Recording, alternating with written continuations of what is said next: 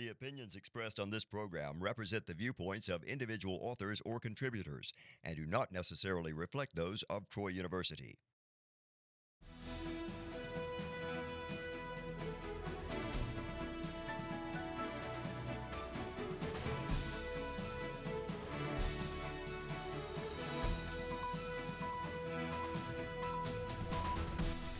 Hello and welcome to EconVersations. I'm your host, Dr. Dan Sutter of the Johnson Center for Political Economy at Troy University. Economist Adam Smith wrote that all that was needed for growth was peace, easy taxes, and a tolerable administration of justice. Everything else would take care of itself through the natural course of things. And yet, throughout the history of civilization, humanity has remained poor. By one estimate, economic output per person remained almost constant and low up until about 200 to 300 years ago. Then something remarkable happened: the prosperity of the modern world. Economic historians have been fascinated with the question of why this happened, and more importantly, where it happened and when it happened. The economists at the Johnson Center will tell you that property rights and economic freedom have been crucial for modern prosperity, and they certainly have. But perhaps there was an important role for culture here as well, and specifically whether business and commerce received moral and social sanction or scorn. Joining me to discuss his new book on the rise of modern prosperity is Dr. Art Carden. He's a professor of economics at Stanford University, author of dozens of scholarly articles, and a contributor for Forbes.com and the American Institute for Economic Research. His new book is co-authored with economic historian Deirdre McCloskey, entitled "Leave Me Alone and I'll Make You Rich." Welcome back to the show, Art. Thank you very much. It's great to be here. Well, the title is very intriguing, and it sounds like it's a really, really good deal. In fact, a good deal, maybe the kind of deal that's almost too good to be true, and you should be suspicious. But before we get into talk about your book, tell us a little bit about your co-author in this book, the economic historian Deirdre McCloskey. Yeah, so Professor McCloskey is an eminent economic historian. She joined the faculty at the university, so both of her degrees from Harvard. She joined the faculty at the University of Chicago in the late 1960s. She has gone through a lot of transitions in life. She has been a Marxist, she's been Keynesian, she was a sort of good old Chicago school price theorist for a long time, and then has gotten into thinking about rhetoric and how it matters for economics and how entrepreneurship matters for economics.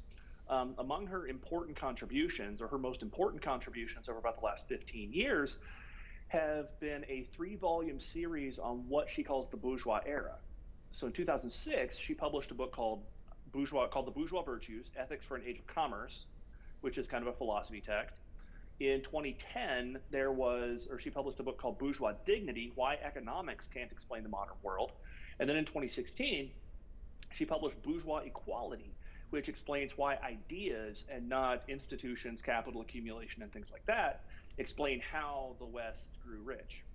Our book, Leave Me Alone and I'll Make You Rich, is kind of a distillation of her very, very, very big picture thesis.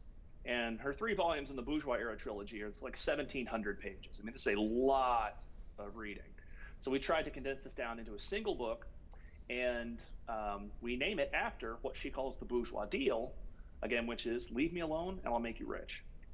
So before we get into the details of the deal, remind us, because maybe not everyone had the joy of reading Marx in college, and they might hear these terms like bourgeois and proletariat and not be completely sure about who exactly is who here in this whole tale. So tell us a little bit, who's the bourgeois that you're referring to here?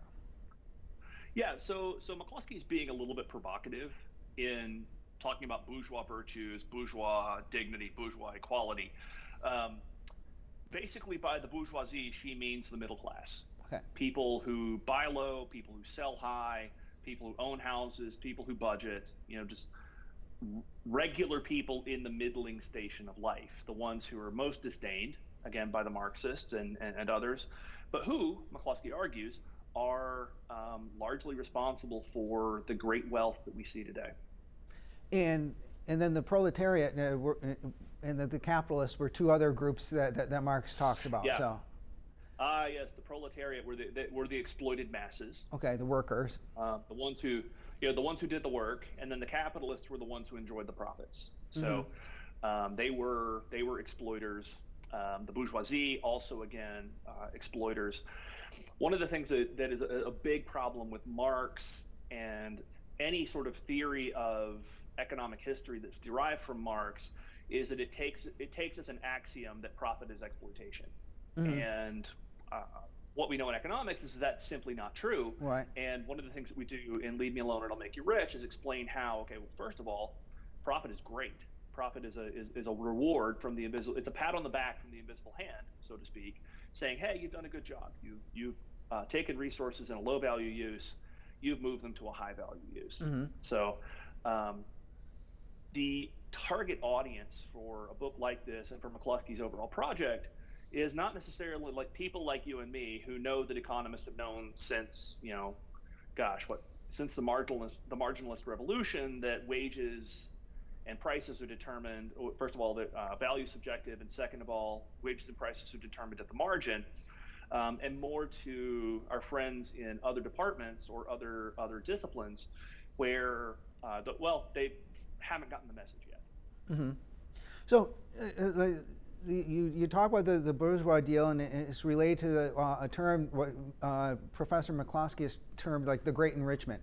And let's just lay out some of the facts here of the Great Enrichment, because that's what you're sort of trying to explain, and we don't want to go into too much detail about it. We'll sort of stipulate these facts of the fact that we're now prosperous, our modern world is prosperous. But tell us a little bit about what exactly happened here about starting 200 to 300 years ago. Yeah, so for pretty much all of history, everybody was extremely poor. And by everybody, I mean quite literally everybody. There were mm-hmm. some people, kings and queens and royalty and nobles, who lived better lives than other people. But even the life of European royalty or Aztec royalty or African royalty or Asian royalty, for the better part of history, it paled in comparison to what's available to people of relatively modest means in the Western world today. Mm-hmm. In roughly 2008 prices, per capita income for almost all of history was about $3 a day. Okay, $3 a day, which is about what you pay for a cup of coffee, and that's how you got all your food, all your clothing, all your shelter. The average per capita growth rate in income for almost all of history was 0% per year. Mm-hmm. And then, beginning in the 1500s, some stuff started to change. Specifically, the advent of the printing press meant wide diffusion of reading material. Mm-hmm. The Protestant Reformation meant a change in the theology of happiness. The Dutch Revolt against Spain, and then the revolutions in England in 1688-89, then the American Revolution, then the French Revolution, created kind of this much more egalitarian society mm-hmm. that honored and dignified sort of normal, average, everyday stuff. And if you plot per capita income on a graph, it's a hockey stick. So it's flat at about $3 per day up until about 1750 or so. Then it starts exploding upward. Mm-hmm. And now we're in a world in which globally per capita income is about 10 times what it was 250 years ago, and in places like the United States, it's anywhere from 30 to 100 times what it was 250 years ago after you adjust for quality. Yeah. So the Great Enrichment is this explosion in per capita income for starting with people in the West and now spreading to everybody. And also, as you detail in the book, it's spreading very deeply or widely across society. This isn't just like right. a handful of the 1% who've benefited. These right. benefits go deep and all across society. Yeah. Yeah. Right. And this is what you're really, particularly in her 3-volume history, Professor McCloskey is really trying to get at, like, why did this happen? And I think what's intriguing from an economic standpoint is that the cultural element of it, because I mean, I think you say, I would refer to it as culture, this like attitude toward the bourgeois, toward the merchants, and toward business more generally, and how that has changed. And that might be a little bit surprising to people today, because you'd probably think, like, haven't people always respected and admired business people who've been able to make themselves rich? But that hasn't been the case, is it? Oh no, absolutely not. Absolutely not. To be a merchant was to be looked upon with suspicion, to be in some cases despised, to be not trusted, to be engaged in some sort of kind of grasping, almost subhuman enterprise of trying to buy low and sell high. Again, though, around the middle of the 18th century, this all starts to change.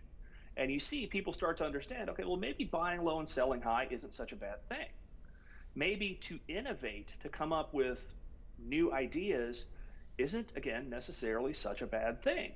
Maybe an innovator shouldn't be someone who is denounced as a heretic, or shouldn't be someone who is like pushed off a cliff, as happened periodically, or someone who should be shut down completely, but rather maybe this person who's innovating is somebody that we should admire, somebody that we should esteem. So we end up, for example, with James Watt, who is venerated historically speaking. Or you end up with someone like George Washington Carver, who is venerated historically because he came up with 300 different ways to use peanuts. At the very beginning of War and Peace, there's this interesting passage where one of the characters is talking about what needs to happen to stop Napoleon. And she says, well, clearly Alexander in Russia is the one to do it. It says England, with her commercial spirit, could not understand or can't comprehend the loftiness of soul required to do this great thing. But to the extent that we came to admire a commercial spirit, we eliminated what Donald Bourgeois has called the honor tax. And we set innovation ripping, and now we're able to talk to each other and have this conversation in real time over a very great distance.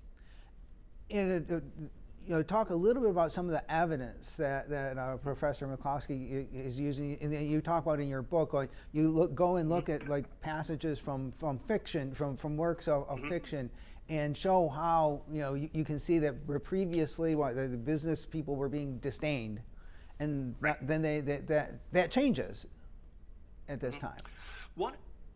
So one of my favorite examples is The Merchant of Venice, Shakespeare's play, and so Shylock was not originally the main character, as I understand it, in Merchant of Venice, but he's kind of become the main character in some sense. And Shylock is a moneylender. He is a merchant. He is a Jew, and the play is outrageously anti-Semitic, which is, I guess, kind of par for the course in England of Shakespeare's day. But he was disdained in part for his Judaism, and then also in part because he was a moneylender. He was sort of a grasping and awful guy, and at the end of the play, he ends up being completely undone, and everyone sort of laughs because Shylock is completely put out, but no one really seems to understand or seems to recognize that he is the victim of a grave injustice. The fact that he's a moneylender, though, is something that makes him despicable in the eyes of Shakespeare, in the eyes of Shakespeare's audience. Carrying that forward to today, if you follow any of the rhetoric in places like Silicon Valley, everybody wants to be a disruptor. Everyone wants to be a disruptor. We look up at Steve Jobs. We look up at Elon Musk. We look up at Peter Thiel. We look up at Bill Gates. We look up at Jeff Bezos. We look up at all of these people who have fundamentally changed the way that we do things. And we admire them for the fact that they were disruptors, that they changed how we communicate, how we shop, how we, as Elon Musk is trying to do, how we drive. All of these different things that have changed. Well, again, we came to admire this instead of simply admiring people who are members of the nobility and simply saying that to obey is the proper office of a good and noble soul. And also, because you also see this in Shakespeare, the celebration of the military conquest as opposed to the business success. Right. Shakespeare's great plays about Henry V and celebrating the great kings of England, not like the merchants. Right. Yeah. That's one of the really interesting things about the Shakespeare histories, about the various kings, and we don't really go into much detail on this in the book, but we do include a passage about Henry V, and so Henry V has these rousing speeches, and the British rabble, the British hoi polloi, or the British proletariat, is going to war in the name of Harry, in the name of King Henry V. And okay, well, fine. So this is an example of what we call the aristocratic deal. And the aristocratic deal, which ruled most of humanity for almost all of time, said you should honor me, an aristocrat by birth, by virtue of the fact that I come from an aristocratic family. The phrase we use in the book is the blue blood deal. So we are the aristocrats, the blue bloods, are the high and fine people. It says, okay, obey me and honor me simply by virtue of the fact that I was born into an aristocratic family. God has chosen me. Bow when I tell you to bow, curtsy when I tell you to curtsy, pay your taxes, pay your land rents, and then when all's said and done, maybe I won't have slaughtered you. And that, in essence, is the blue blood deal, or the aristocratic deal, that bound most of humanity. That we were to obey Richard II, or we were to obey Henry V, or whoever, because, well, apparently they were anointed by God, and to do anything that went against that was in some sense to disobey God. And then another part of this is you use the term like innovatism, and like all of these innovations that start coming out, and they're coming from all across society, and I think that seems to be a product of this sort of change from saying like, okay, we have like the aristocrats and they'll tell us what to do, to moving to a more equal society where you might recognize that average people can have good ideas and should have some freedom, and probably also the personal self-confidence to think that I might have a good idea. And like I might have an idea for starting a business and making the world a better place. Like little old me could go out there and make the world a better place, right? Yeah, so the word we use is Innovism. We use Innovism to describe what most people mean when they talk about capitalism.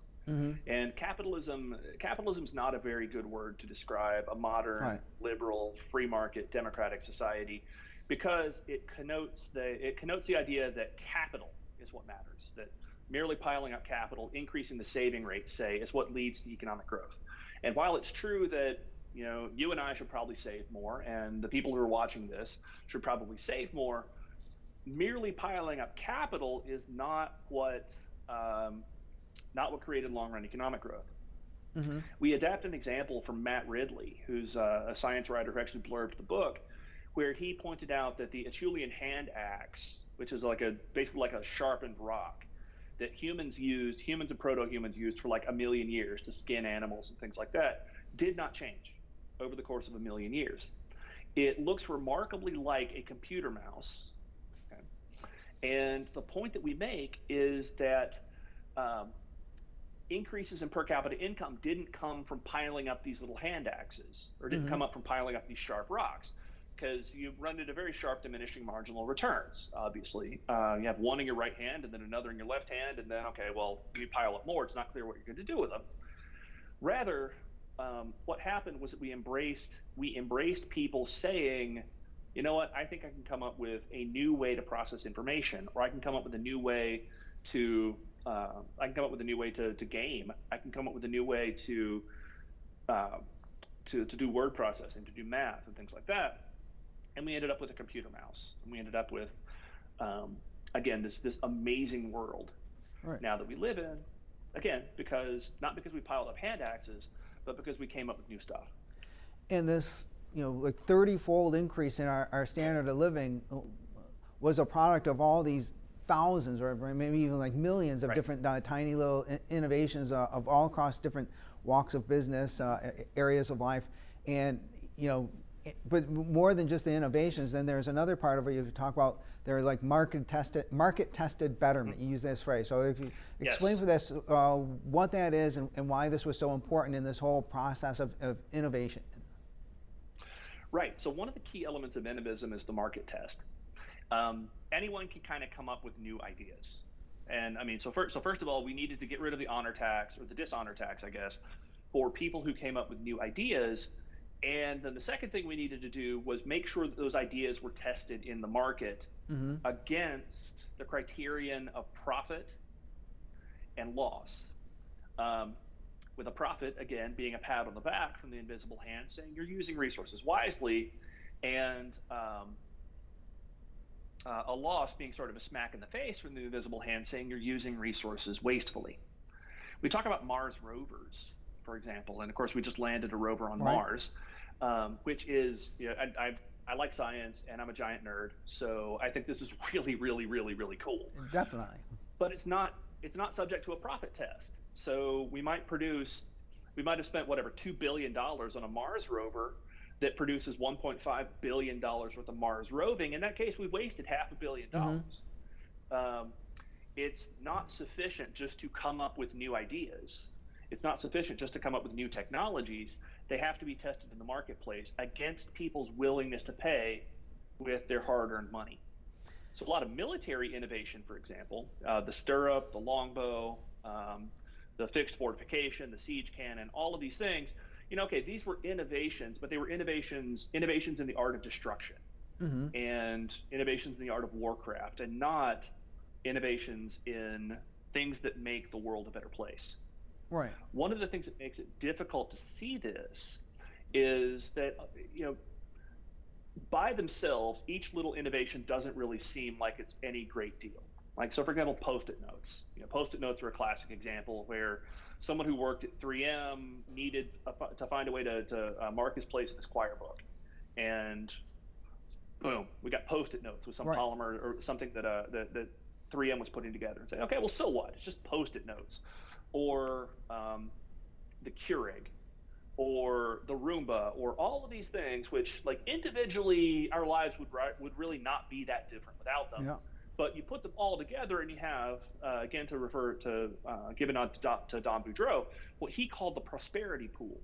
So these are all individual drops, and what Boudreaux calls the prosperity pool, such that each individual drop doesn't really mean a whole lot, but put them all together, and you have a wave of gadgets that swept across England during early industrialization, and you have a perpetual wave of gadgets sweeping across the United States, Europe, and now the world. And just with the whole idea of profit and loss there is tremendously important, because it ties back into, like, purchases by people, and then what you were saying earlier, subjective value. I mean, the things are valuable in the economy because they help make people's lives better, and people want them because they make their lives better, and that ultimately is what the market test gets back to, and it ties it all together. It